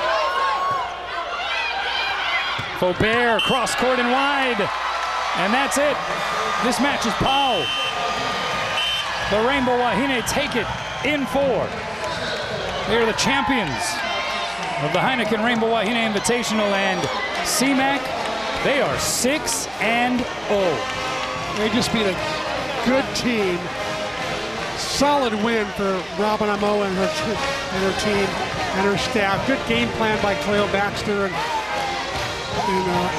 Angelica Newquist and Robin. Players executing it well. What a marvelous start to the 2019 season. And Tiffany Westerberg, there's a young lady who had a pretty terrific match. And guess what? Denver's in a hurry. Yeah. We will forgive Denver if they leave the floor abruptly. They got a flight to catch, and anybody that's done any kind of air traveling knows that's a big endeavor. So best of luck and safe travels to the Denver Pioneers. Let's check in with Scott Robbs. He's with Robin Amo. All right, thanks a lot, guys. Coach, congratulations, another championship. I thought you guys played lights out tonight. They played all right. They played, I mean, minus some blocks here and there. I guess they just have to, they're running a fast offense, so they got to get used to that, but I think they played okay. You didn't get lights out because the lights went out in the arena? Got it. No, but talk about the improvement you saw from last weekend to this weekend. A little bit more focus. Well, last weekend, I'm gonna say from this, from the first game to the second, I think they had a little bit more focus. I think it's because of the practice. I tried to give them some time to rest their bodies, but I guess they don't want to, so I gotta go practice hard.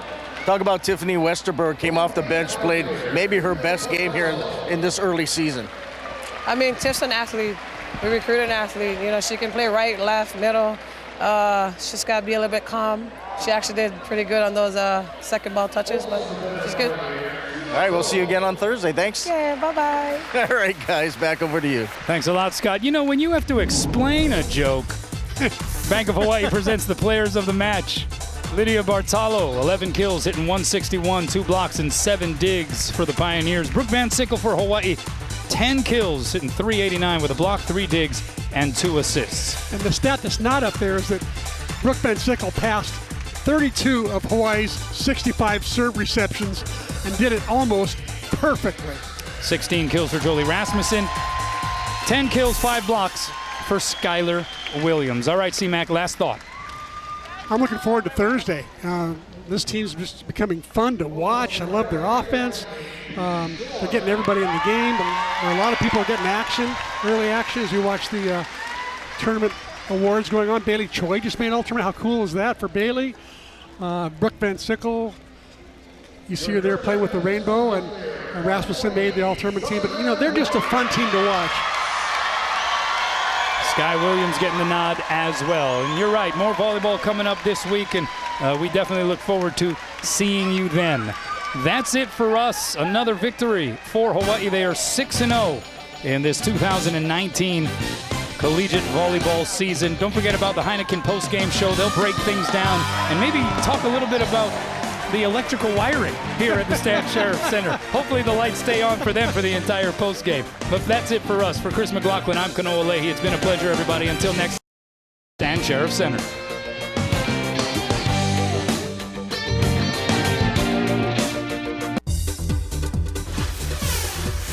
Welcome back to the Heineken Post-Game Show.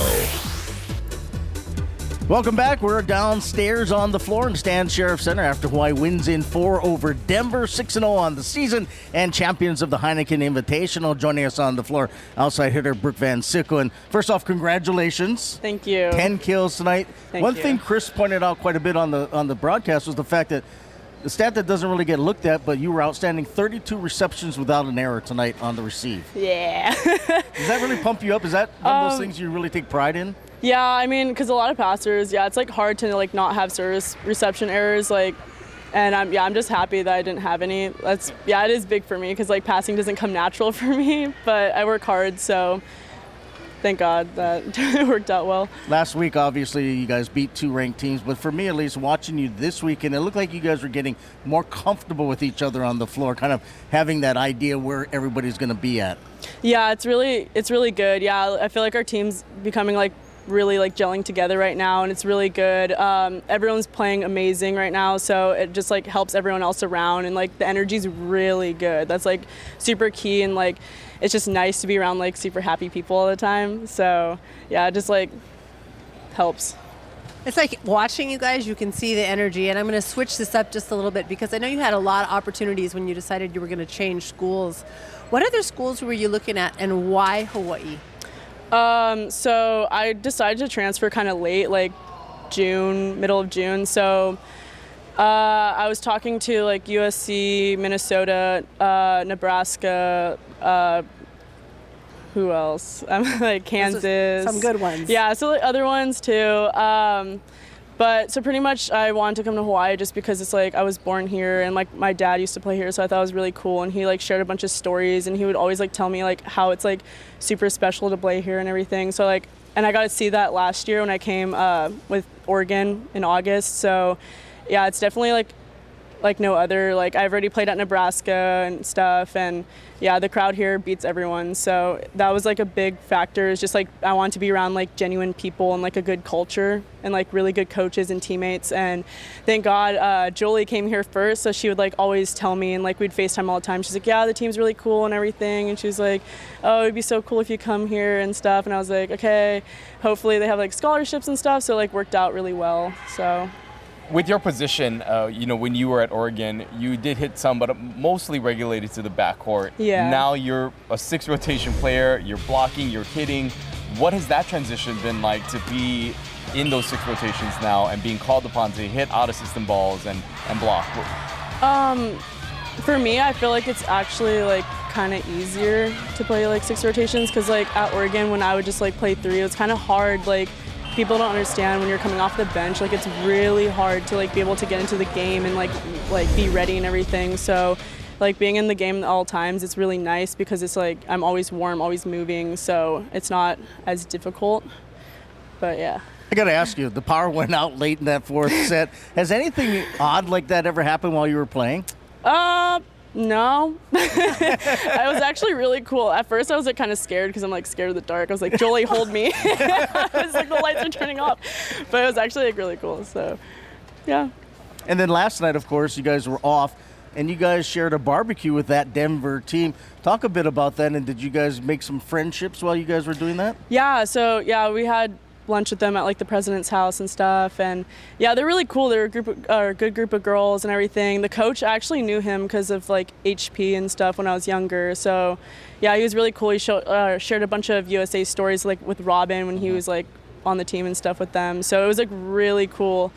Yeah, they're really good girls. We got along super easily, but it was like kind of funny because we'd be sitting at dinner and we're like, hey, like, which number are you? Like, what do you hit? Like, we're like trying to figure it out. We're like, yeah, trying to game plan. You're the crossbody hitter. Yeah, we're like, oh yeah, you're number 10? Yeah, okay. It's like old times. They used to do that all the time, where you'd host a team and they'd come over and you always have them over and have them in the back room, or you have tailgate after. That was old style. Your mom, by the way, hi Mom, Lisa, I know you're watching. Her mom was a phenomenal player at HPU, middle blocker, dominated the middle in the day. But that's exactly, I love that Robin is bringing that back with the people that she has opened,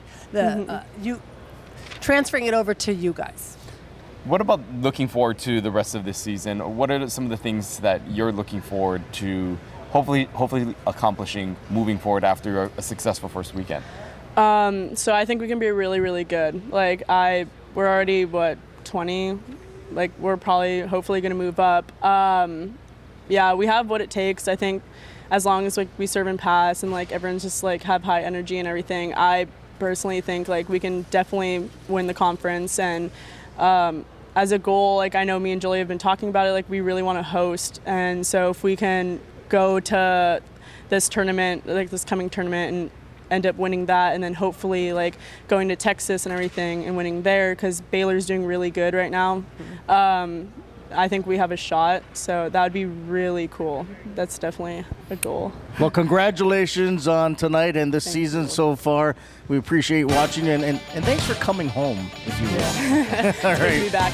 Brooke Van Sickle, our special guest here in the corner, but don't go anywhere. We have more when we come back.